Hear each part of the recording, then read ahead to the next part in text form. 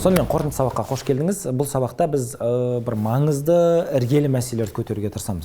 Есіңізде болса, біз алдыңғы бөлімдердің бірінде мынандай бір тәрбиенің пирамидасын сызған едік.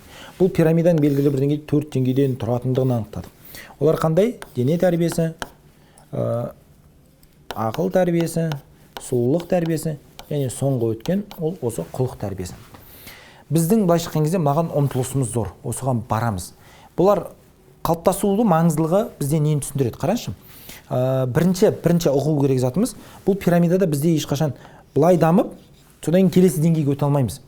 Біз үнемі былай басқаша жолмен жүріп отырамыз, спиральмен. Бұл да былай түсіну керек бізде. Әр спиральдің бір кругында бізде не бар? Дене тәрбиесі бар, ақыл тәрбиесі бар, сұлулық тәрбиесі бар, құлық тәрбиесі бар. Соны қайтадан.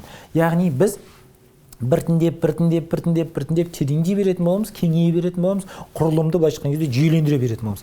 Кішігірім дене тәрбиесі, кішігірім ақыл тәрбиесі, кішігірім сұлулық тәрбиесі, кішігірім құлық тәрбиесі. И қайтадан. Енді бұл бірінші ұғу керек затымыз. Пирамида болып көрсетілмегенімен, бұл іс жүзінде спираль күйінде жүзеге асады. Екінші бір маңызды зат, пирамида жақсы түсіндіреді, бұны біз түсіне ауыстырайық. Мына пирамида қандай бізге ой салады?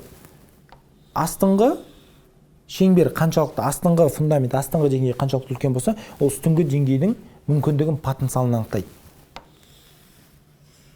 Яғни мысалы, астыңғы деңгей кішкентай болған сайын, үстіңгі деңгей одан кішірек болады. Яғни астыңғы деңгей кең болуы бізге ана мүмкіндікті береді. Мысалы қараңыз, дене тәрбиесінде мен бар істей алатынымның бір жартысын ғана істей алатын болсам, қарапайым тұрғыда құлағымның естуінде немесе көзімнің көруінде кемістік болатын болса, онда ақыл тәрбиесіне әсер етпей қоймайды. Міндетті түрде әсер етеді. Тура солай ол сұлулық тәрбиесіне де әсер етеді. Яғни мен мысалы бағана көркемдікті, әсемдікті көруімде белгілі бір ерекшеліктер, өзгешеліктер болуы мүмкін, маған тіпті бәсекелестік, артықшылық беретін. Бірақ идея неде? Алдыңғысына тәуелді болатындығында. Соның бәрі түбінде келеді, неге келеді? Құлық тәрбиесіне келіп тіреледі.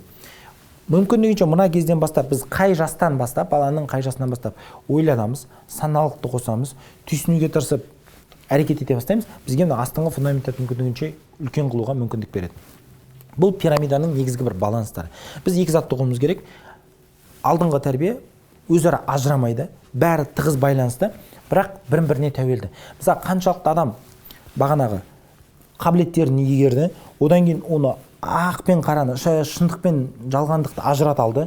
Оның негізінде ол қаншалықты ақ пен қараны ажырата алды, соның негізінде ол қаншалықты әрекет ете алды. Осының бәрі бірін-бірімен тығыз байланысты, осындай күйде жүзеге асады, мынандай спиральдық формада.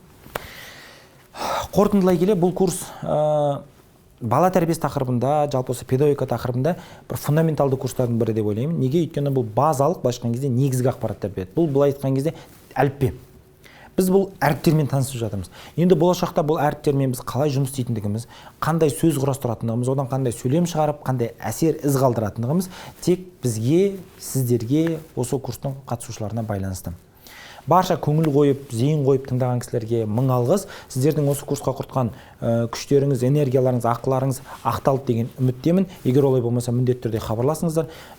Сіздермен бірге болған, сіздерге қызмет етуге тырысқан педагог тренер, бала танушы Ескендір Бестай. Амандықта, саулықта, жақсылықта жүздескенше. Іске сәт.